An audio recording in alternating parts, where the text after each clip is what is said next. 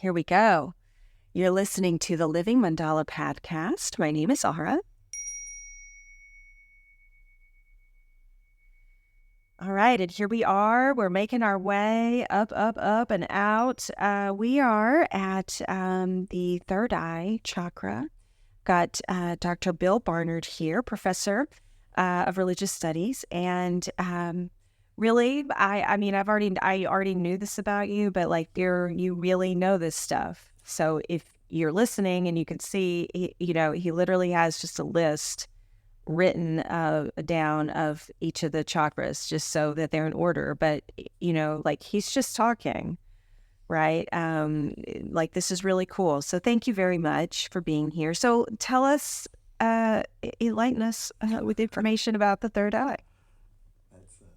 It would be a very third eye thing to do, right? It's the third eye is all about in light within, right? And almost like there's a sense with the third eye. It's called the Ajna Chakra. It means command chakra. Sometimes I get a sense of the third eye almost like it's like a beacon, like at the top of a, like a lighthouse almost. So that sort of that glowing, piercing ability to illuminate the world around you and to understand it makes sense. Which sounds like, the sort of yantra or whatever for it, is the most simplest one. Exactly. It has that beacon, like shining forth kind of vibe just to the look of it. Exactly. It was interesting. It means command. Ajna means command. And so it has a sense of like, boom. You're right. It's because the two pentals, and so it has a sense that here's where the two and the one combine, or where the two goes into the one. Right, but you could also say the two and the one are combined from it, and this is that would be more of a tantric perspective, which is where, again, I think we've mentioned before, the sort of a lot of the understandings we have now about what chakras are certainly have their root in that tantric tradition, right? And so it's just so I don't forget, because I can easily forget. The color linked to it is indigo, and the sound. Now, I've actually heard two different things, but it's often in the mantra. It doesn't. Actually, three things. It either doesn't have, a seed mantra. If it does, it's Om. Just good old Om. Right. That sense of unity and sort of wisdom, right? And then it also, though, I have seen, and I have to look this one up, so don't quote me on this one. I had some memory, though, of it being linked to the sounds of hum and sa, so that sense of like, I am that, a sense of that there's so much in yoga, the sense that you have the exhalation and inhalation, left nostril, right nostril. You have this whole sense of that there's this energetic polarity that sort of goes back and forth, which is an up and down within our bodies that expresses itself throughout the whole chakra range, right? And that bipolarity of sun and moon and heat and cool, and I mean all those that interplay of dualities. It's like that here, sort of its pinnacle, those dualities merge or meet, or they become one, but you could also conversely say that from that profound oneness we're going to be talking about with the Sahasrara, the seventh chakra, that sense of transcendental oneness, almost like pours down at its highest, sort of pours down in and through the Ajna, so that's sort of like the portal of, at its deepest level, of just insight into our divine nature. Hence the link with Om. Right? So it's ideally with the Ajna wide open, it's like we should be in samadhi all the time. And that obviously leads into more like a seventh to maybe even eighth chakra sort of state of being. But it's most profound to me. It is that sense of illumination, enlightenment. It doesn't mean like stabilizing. You're getting, that the light of the brilliance of our own being is beginning to shine through, and we're getting glimpses of that brilliance with the Ajna Chakra as it's opening up, right? So it has, to me, almost also the sense of that, feels like two wings, this thing, so the eye of wisdom is sort of flying with these two wings, let's say, of self-effort and grace, or whatever. There's all sorts of different ways we can talk about, like justice and mercy and things like this. Is this where imagination is? Well, I think imagination and its highest is, for sure. And creative insights might even be up here. Sort of it's a type of, it can be at its highest, a sense of real clear insights in terms of what's going on, who you are, right? And seeing through into the deeper sort of maybe interconnectedness of things, the occult order of things, however, is where you're beginning to really peer behind the curtain, in essence, here.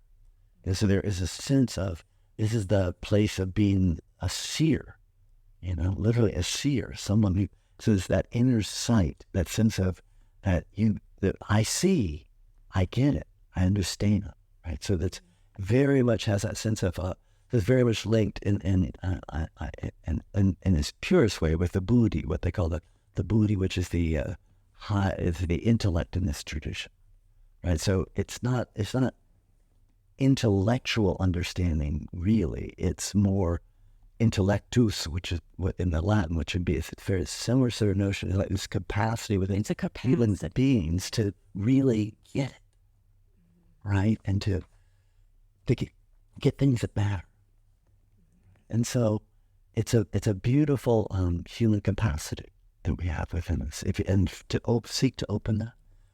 And then as it's opening, of course, throughout the whole process, it's also opening just the capacity to have subtle visions, to sense subtle energies, to interact with subtle, meaning like non-physical beings and forces. And so that sort of perception of sort of the multi-dimensional quality of existence itself can be having that capacity open within us. And then where does like the mind fit? Like this is the thinking mind, which is a marvel unto itself. It is. Where does that fit into this chakra? Is that very much? It's completely linked into it, and on every level, right? Because this has to do with like I said, with understanding, with sort of like so both the intellect, but also sort of thinking and feeling and memories and all that sort of thing. Very much so, right? And because it's at least from a lot of these traditions, that sort of the one I've been studying most recently, the Tantric tradition, the mind itself is understood to be like contracted light, in essence. So that all of our thoughts, our feelings, all our insights into who we are, or all our distortions too, though. So you can have distorted, actions, for sure, distorted perceptions and understandings of ourselves. So I mean, very important. Just like any of the chakras, they can sort of be, distorted. Exactly, right. So it's like so much of our sense of like, how can we get our understanding so they more accurately reflect from this set of teachings, this tradition, more accurately reflect the reality of what is, right? So using the power of words to transcend words into direct experience of our true nature, I would say, which is the experience of the Sahasrara. But shining through here too, right? Illuminate all of it, just sort of. I think of this, the opening of this chakra also as sort of like adding dimensionality to our existence. Right? So going from like a two-dimensional reality, a sort of flatland reality, to a reality that's like multidimensional, genuinely. And so you open it up into the world of dream, for instance, and really exploring that, and begin and really opening up to sensing energy, working with energy in the body, and all of that is, to me, is like that inner clarity of also just vision about what do you want from life, and what matters, and what's important, all those sort of things, and you're just here, in that third eye. The third eye, yeah. I think of it as an organ of intuition, and some people link it, we all want the ease of pointing to a body part and saying there, but there are I've read anyway of linkages to the pineal gland, which is a little gland, a little organ, not an organ, a gland, deep inside your head somewhere, that that there's a linkage anyway, the seat. And you said light, that's, we sort of made a joke, about, enlighten us with the chakra. But in linking this back to the house, I mean, I went right to the lights, how are the lights working? Mm-hmm. Do you have spare bulbs? What's going on with your, electrical or your, good lighting when you read, how are you prioritizing lighting in any way? And is this an opportunity to do that and upgrade your lighting maybe? I also put down that the physical space within the, this is a real elusive one for some reason, but I said the meditation room, sort of like jokingly, like everyone has a meditation room. I mean, you do. We're in your meditation room right now. But most folks don't have a whole room, to tackle. But, I guess the suggestion, in terms of this might be a space you don't have right now, is do you have a place where you meditate? It's real easy to find a place. A few tips would be to, probably not have it in a busy part of your house. And if you're going to carve out a little meditation area, sometimes the corner of a bedroom can be nice. Corner of a room that isn't used very often. You can also, have kind of more of a portable pop-up situation. I have a bit of both, say I got my little pop-up situation. They can, wherever I have these items, I can sit. That is my meditation room, like a magic carpet genie situation. But then in my house, I have a dedicated place, but I don't have a whole room, certainly. So this would be the invitation is to think about carving out a space for meditation, for the express purpose of meditation. Okay, in terms of your file cabinet, okay, this is another one. This is probably the only time I'm going to ever say this is start a new file, but start a new file in your filing cabinet filled with things that you're curious about, you want to learn more about. So this could be like restaurants that you want to try. This could be, art shows you want to go to, that kind of thing. If there's a museum, if there's a retreat that looks interesting, this would be a place to just start a file of interesting things that turn you on and, you're just curious about. Just start a file, and then it'll be there for you.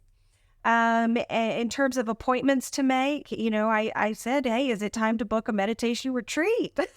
Just do it. My meditation background is literally that. It's really funny. Vipassana is what I've done. That's how I first learned to meditate. And there's a center near here. If you're in Dallas, Fort Worth, just reach out to me. I'll be glad to point you in the right direction. But anyways, I never really meditated before. And this is a situation where you check yourself in for 10 full days and you meditate all the time. I mean, it's crazy. It's like borderline crazy. And you realize like how crazy you are. That was the biggest realization. The enlightening realization was like, oh, wow, there's so much going on in my head, And so learning to meditate has been very profound for me. To be able to like turn all that down, and meditation can really give you access to the subtleties, I think, of this Ajna Chakra. These fruits that you're talking about, that we got to be unattached to, of course. But there are these possibilities of states of being that are very just that feel light, just like you're saying, And so meditation can help you kind of get to those places. I I have down in terms of, self-care. Maybe you don't have a meditation cushion. Maybe it's time to go buy one. I use a pillow from Target. Is what I use. That's the brand I use.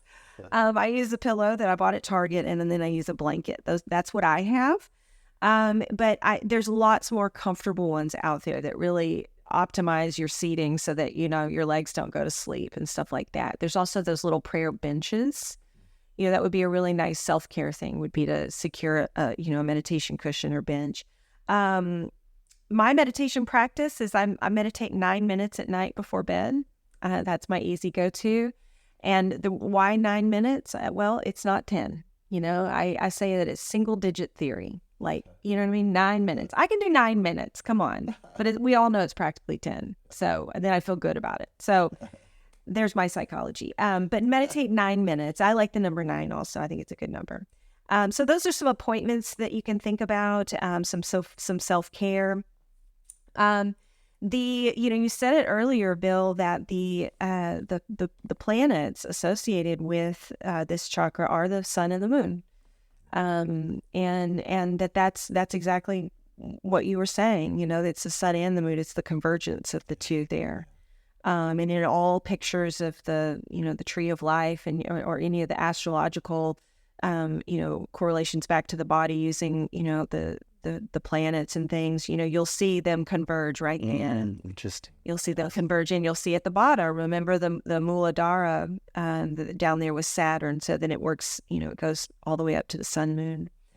And Cancer, Leo are the two signs. So, the invitation would be to, take a look at your natal chart. Where's your sun sign? Where's your moon sign? What house is it in? Take a look in your chart at Cancer and Leo. I feel like there's probably going to be a message there for you.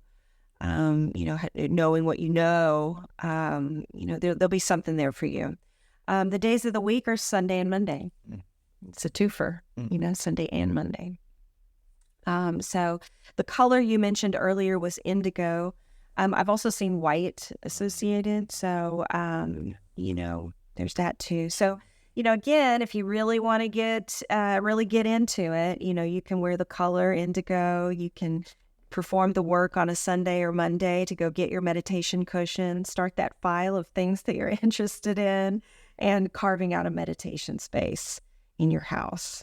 That's how you really line it up, to make things stick, I found. So, if you can connect more of those data points together, it's like Velcro, into reality, you know what I mean? Like it kind of like makes things stick more if you can get more data points to also stick.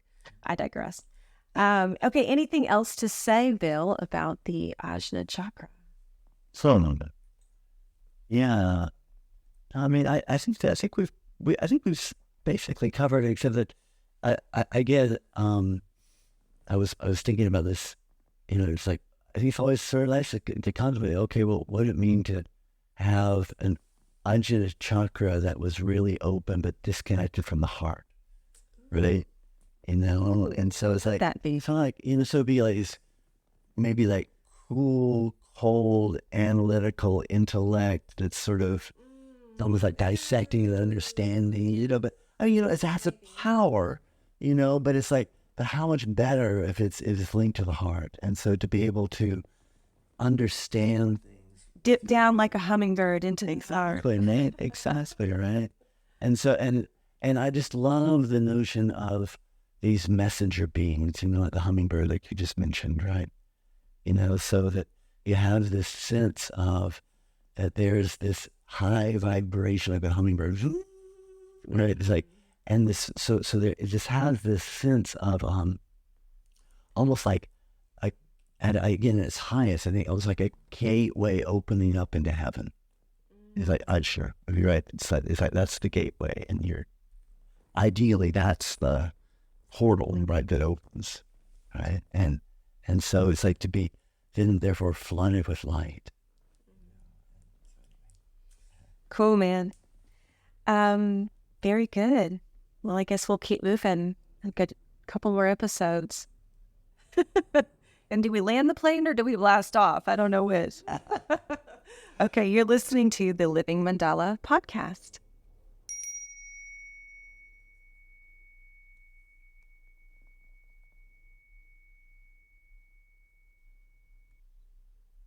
Hey there, it's me again. I'm so glad you tuned in to the latest and greatest episode of the Chakras of the House series, this one on the Ajna Chakra. Again, there's just a couple more to go.